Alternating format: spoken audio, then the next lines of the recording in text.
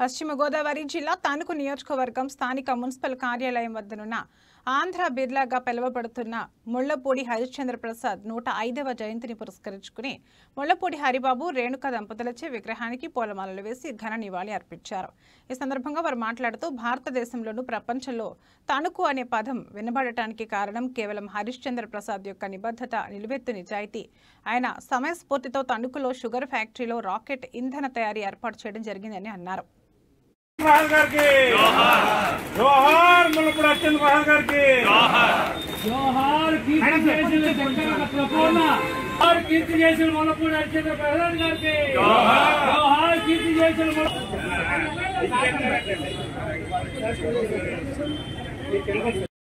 మనం జ్ఞాపకం చేసుకున్నామంటే గత సంవత్సరంలో మనం ఇదే కార్యక్రమాన్ని చేసాం. ఎలా చేసాం మీకు తెలుస్తుందమ్మా. ఒక నృత్యం బయట నుంచి పట్టుకొచ్చే గత పాలన చేసిన పని అయితే ఈరోజు రాయుడు గారు హరిసాగర్ గారి చేతి ప్రకారం ఆయన ఈ పరిశ్రమ కూడా సబ్జెక్టు ద్వారా ఈ పరిశ్రమ హైదరాబాద్, తెలంగాణ, ఆంధ్రప్రదేశ్లో ప్రయత్నించడానికి ముళ్లపూడి హరిశ్చంద్ర ప్రసాద్ గారు అది మనందరం కూడా మంచిగా ఉన్నాయి. కడుగు తణుకుకి ఒక మంచి గుర్తింపు రావాలని వారు ముందుగా మున్సిపల్ చైర్పర్సన్ అయిన తర్వాత తణుకుని చాలా విధాలుగా అభివృద్ధి చేశారు. ముఖ్యంగా డ్రైనేజీలతో మొదలుపెట్టారు. అలాగే రోడ్లు కానివ్వండి, అన్ని విధాలుగా అన్ని ఏరియాల్లో అభివృద్ధి చేసి మనకి ఒక స్టాండర్డ్ అనేది మనకి ఏర్పాటు చేశారు.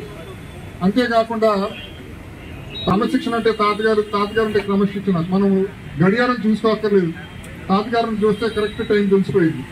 అలాగా మనందరం క్రమశిక్షణతో సమిష్టిగా రాజకీయాలకి, పార్టీలకి అతీతంగా మన తణుకుని అభివృద్ధి చేసుకునే పదంగా మనందరం సమిష్టిగా ముందుకు రావాలని, మన తణుకుని ఎలాగైతే తాతగారు వారి సేవలతో తణుకుని రాష్ట్రంలోనే కాకుండా దేశంలోనే కాకుండా అంతర్జాతీయంగా రాకెట్ ఇంధనం తయారుతో మన తణుకు పట్టణానికి అంతర్జాతీయ గుర్తింపు మాట్లాడుకుంటున్నాం.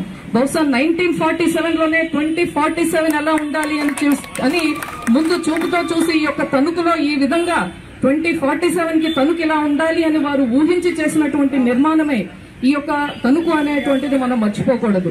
తణుకు యొక్క ఆర్కిటెక్ట్ మనకు ముళ్లపూడి హరిశ్చంద్ర ప్రసాద్ గారు.